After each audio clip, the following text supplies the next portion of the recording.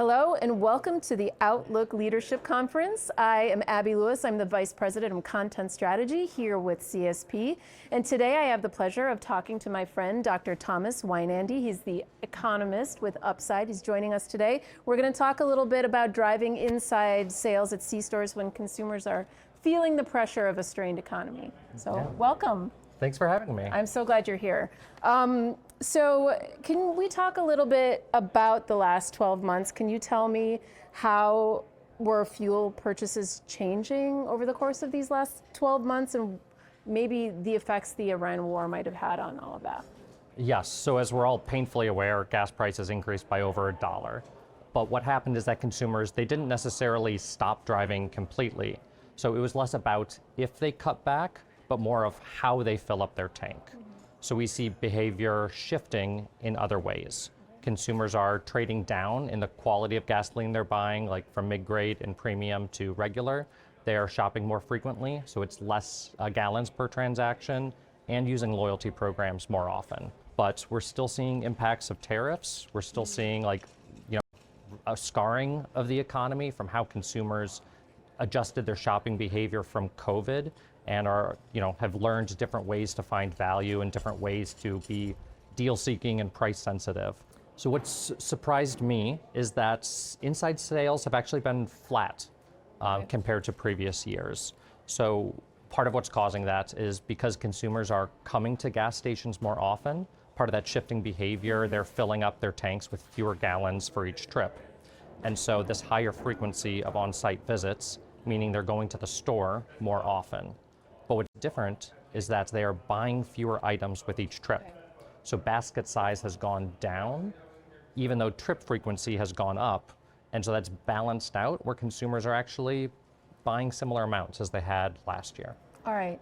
So can you talk about how retailers might be able to use things like loyalty programs, for example, to get those basket sizes up, maybe differentiate themselves a little bit from their competition? Yes. So that higher trip frequency gives retailers that opportunity. There are more shots on goal to be able to win over that driver to come in store, and more opportunities of that customer once they're inside to be able to purchase more items. So ways that loyalty programs can better drive that everyday value is to be able to, one, personalized, promotions and communication goes a long way. Being able to offer new digital channels, like if a loyalty program offers the opportunity to order prepared food ahead, or to be able to unlock a gas pump, or be able to use a car wash, those are added values as well. If they have a CRM, then they can create a loyalty program, and that can be a great way to spend marketing budget.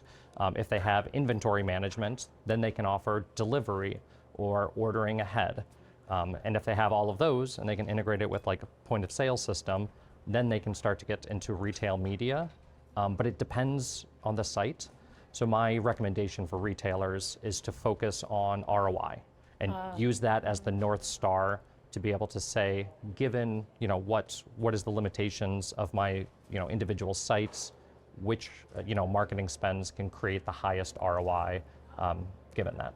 This might be a similar question then, Tom. It's not necessarily about technology, but about food and return on investment and what different retailers have in terms of capability there. What do you think is driving that shift? And how should retailers, think about food service as a traffic and loyalty driving mechanism, even if they're not all built the same? Yes. Food service, again, it means many different things to many different retailers. But it provides unique opportunities for them. One is that it's a differentiator. And then second is that it's a consumer good that is much more habit forming. In a positive way, that consumers will want to go to a gas station for a daily morning coffee in a way that they just wouldn't necessarily do the same for a packaged item. What's different for gas stations and convenience stores, they actually have higher loyalty participation than most restaurants. So that is a great opportunity to integrate that food service program to consumers who are already earning the 3 to 5 cents per gallon discount when they use a loyalty program, to be able to entice them with new, limited time offerings or opportunities to bring them in store from the pump. Okay.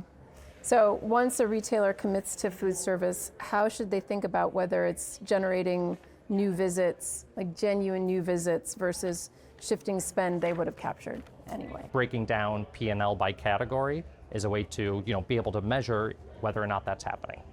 So that's one. Second option is just tracking customer lifetime value with a product. Where do retailers most often go wrong when they're looking at their own data?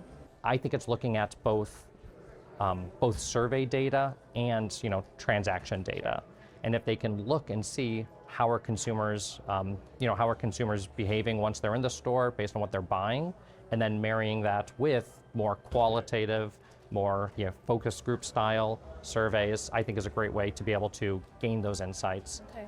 And then finally, just asking the employees. I've learned as much by talking to frontline employees at convenience stores than I have, as much as conferences like Outlook Leadership that we're at now. I love that coming from a numbers guy. You really rely on that firsthand interaction with those frontline employees to find out what is really going on behind the scenes. Yes, they are as expert as I am when it comes to consumer behavior. Amazing. Absolutely. Well, I'm so grateful that you joined me here today.